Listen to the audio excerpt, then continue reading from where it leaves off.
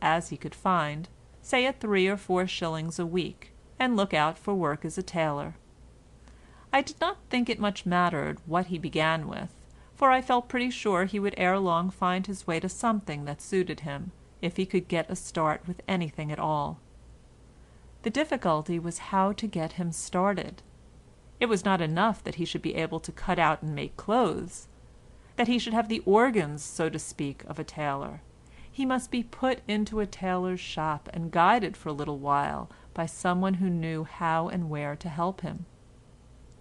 The rest of the day he spent looking for a room, which he soon found, and in familiarizing himself with liberty. In the evening I took him to the Olympic, where Robson was then acting in a burlesque on Macbeth, Mrs. Keeley, if I remember rightly, taking the part of Lady Macbeth. In the scene before the murder, Macbeth had said he could not kill Duncan when he saw his boots upon the landing. Lady Macbeth put a stop to her husband's hesitation by whipping him up under her arm and carrying him off the stage kicking and screaming. Ernest laughed till he cried.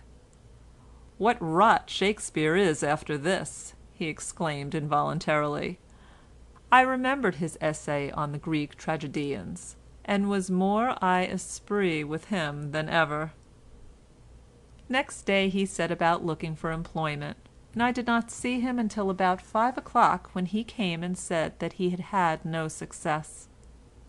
The same thing happened the next day, and the day after that. Wherever he went he was invariably refused, and often ordered point blank out of the shop. I could see by the expression of his face, though he said nothing, that he was getting frightened, and began to think I should have come to the rescue. He said he had made a great many inquiries, and had always been told the same story. He found that it was easy to keep on in an old line, but very hard to strike out in a new one. He talked to the fishmonger in Leather Lane, where he went to buy a bloater for his tea, casually, as though from curiosity, and without any interested motive. "Sell," said the master of the shop, "why, nobody wouldn't believe what can be sold by penn'orths, or 2 penn'orths, if you go the right way to work. Look at whelks, for instance. Last Saturday night, me and my little Emma here, we sold 7 pounds worth of whelks between 8 and half past 11 o'clock, and almost all in penn'orths and 2 penn'orths. A few ha'porths, but not many. It was the steam that did it. We kept a boiling of 'em hot and hot, and whenever the steam came strong up from the cellar on to the pavement, the people bought, but whenever the steam went down, they left off buying. So we boiled them over and over again till they was all sold. That's just where it is. If you know your business, you can sell. If you don't, you'll soon make a mess of it. Why, but for the steam, I should not have sold 10 shillings worth of whelks all the night through." This and many another yarn of kindred substance which he heard from other people determined Ernest more than ever to stake on tailoring as the one trade about which he knew anything at all. Nevertheless, here were 3 or 4 days gone by, and employment seemed as far off as ever.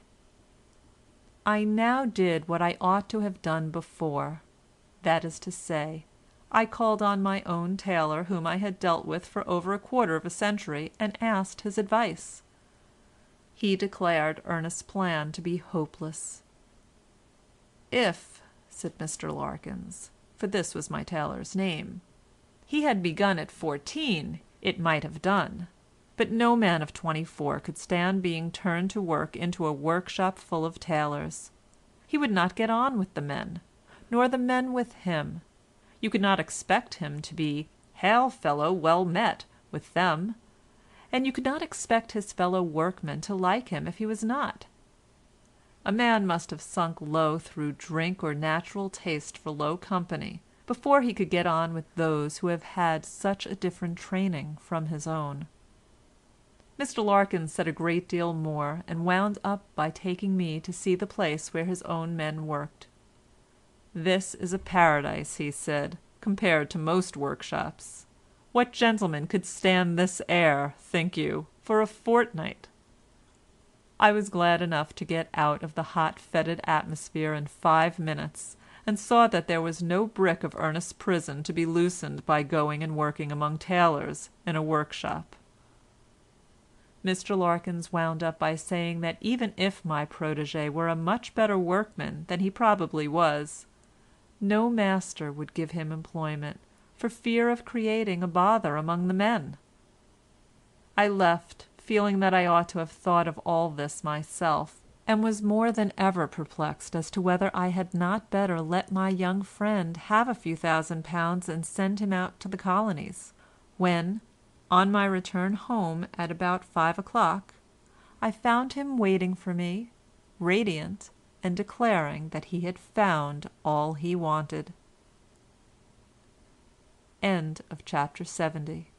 Recording by Rhonda Fetterman.